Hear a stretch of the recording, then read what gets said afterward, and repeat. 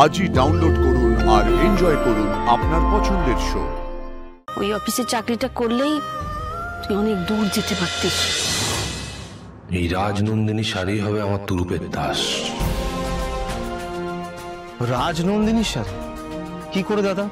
হ্যাঁ, এটা ঠিক যে আমাদের অফিসের বাকি 10 জন থেকে শাড়ির পার্লসটা অপর্ণা একটু বেশি ভালো বোঝে। মানে কি করে বোঝে জানি না, তবে বোঝে। এটাকেই কাজে লাগাতে হবে। আমি যেটা বলছি তুমি শুধু সেটা শোনো আর সেই অনুযায়ী চলো।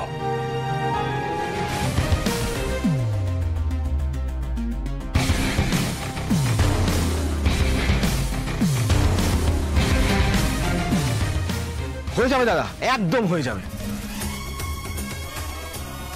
তুমি এখন শুয়ে পড়ো, কালকে ব্যাপারটা মেটাতে হবে।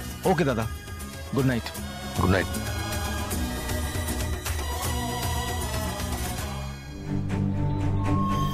রাজনন্দিনী কে? উনি আপনার কে হন? কখনো যদি আবার এই রাজনন্দিনী নিয়ে প্রশ্ন তোলে, এখন তো আবার ওকে সব প্রশ্নের উত্তর দেওয়া সম্ভব নয়, কিন্তু আগে ওকে ফিরিয়ে আনতে হবে। এনিও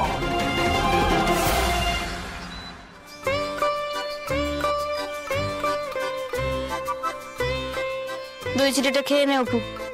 এনে রেখে দাও, পরে খাচ্ছে। রেখে দাও মানে তো পরেই থাকবে। এনে খেয়ে নে, খেয়ে নে। দেখতে পাচ্ছ তো একটা কাজ করছি, এই দিক থেকে ওই দিক হয়ে গেলে খুব মুশকিল হয়ে যাবে।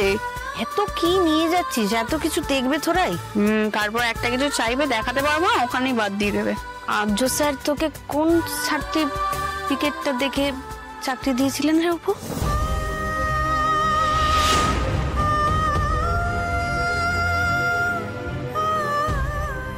এমনি এমনি বলি না যে মানুষটা অন্যরকম। ওই অফিসে চাকরিটা করলেই তুই অনেক দূর যেতে পারতিস। আমাদের মেয়ে এমনিতেই অনেক দূর যাবে, যত কোম্পানি বদল করবে তত উন্নতি হবে। সবই তো তোমার ইচ্ছায় হবে। যা করেছো তার জন্য মেয়ে তো এখন সবকিছু তোমাকে খুশি করার জন্যই করছে। না মা, আমারও মনে হচ্ছে আমার একটা নতুন চাকরি খোঁজা উচিত। সেই সবই তো তুই আর তোর বাবা বুঝিস। তোর বাবা যেমন কাল হসপিটাল থেকে ফিরেই আজকে দোকান যাবে, সেটাকে উচিত মনে করছে, তাই সেটা উচিত। কিন্তু আমার মতামতেরও যে একটা গুরুত্ব থাকা উচিত, এটা তোদের কারোর মনে হয় না। আমার আর কি, আমি তো শুধু তোদের কথা শুনবো।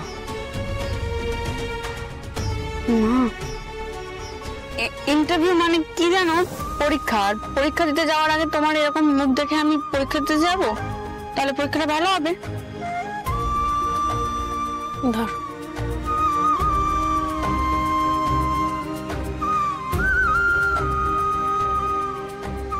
খাবারটা শেষ করে যাবি আর সারাদিন জল খাস বেশি করে।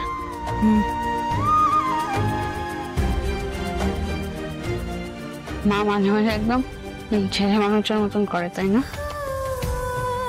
আচ্ছা, তুমি দোকানে যাচ্ছ ভালো কথা, কিন্তু শরীর খারাপ লাগলে চলে আসো। হ্যাঁ, এই থাক থাক থাক থাক থাক আসি আমি। হ্যাঁ, ভালো করে ইন্টারভিউ দিবি, হ্যাঁ, মাথা ঠান্ডা করে।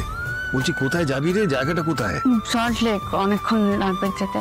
আমি আসছি, না হলে দেরি হয়ে যাবে। সাবধানে যাবি, হ্যাঁ।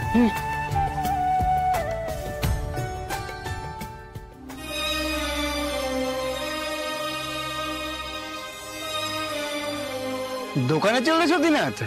এত কিছু ঘটলো, কতদিন একটু বিশ্রাম নিতে পারতে। বেঁচে যখন গেছি তখন বাঁচার তাগিদে কাজটাও তো করতে হবে।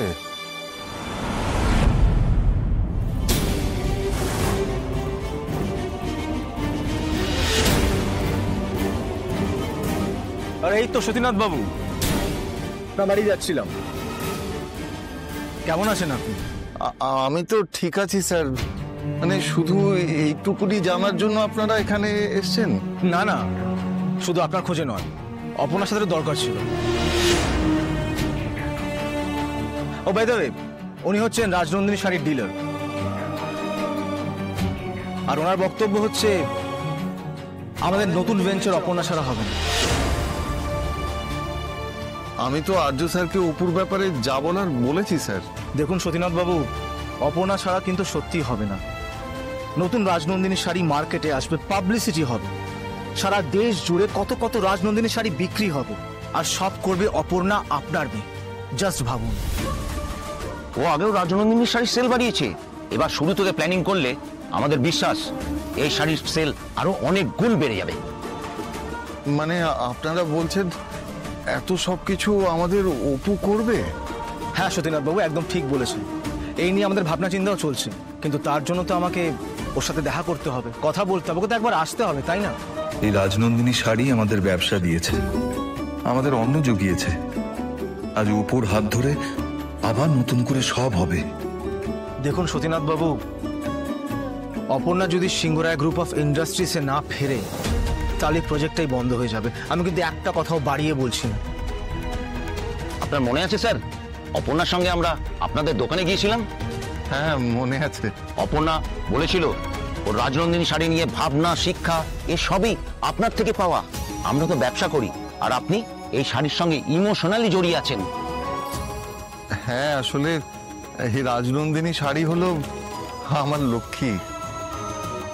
তাহলে প্লিজ আমাদের এত বড় ক্ষতি হওয়া আটকান, আমাদের হাতে আর বেশি সময় নেই। সতীনাথ বাবু, আপনার দোটানা কি নিয়ে আমি জানি, বুঝি, কিন্তু অপর্ণা আর 5 জনের কনস্পিরেসি থেকে দূরে থাকবে। ওকে মিথ্যে অপবাদ দিয়ে দমিয়ে রাখা যাবে না, আমি কথা দিচ্ছি। আসলে অপুকে আমি আটকেছি স্যার, কিন্তু এখন মনে হচ্ছে ওকে আটকানোটা ঠিক হবে না। অপু আবার ফিরে আসুক, এটা বোধহয় সঙ্গে ঈশ্বর চান, তাই ওকে ফিরতে হবে। কিন্তু অপু আবার ওখানে যাওয়া মানে যদি আমার ভয়টা সত্যি হয়? আমার মনে হয় আপনাদেরকে না করলে এতদিনের লক্ষ্যকে দূরে ঠেলা হবে। আমি সেটা করতে পারবো না স্যার। তাহলে বলুন, কোথায় পাবো অপর্ণাকে? আসুন আসুন।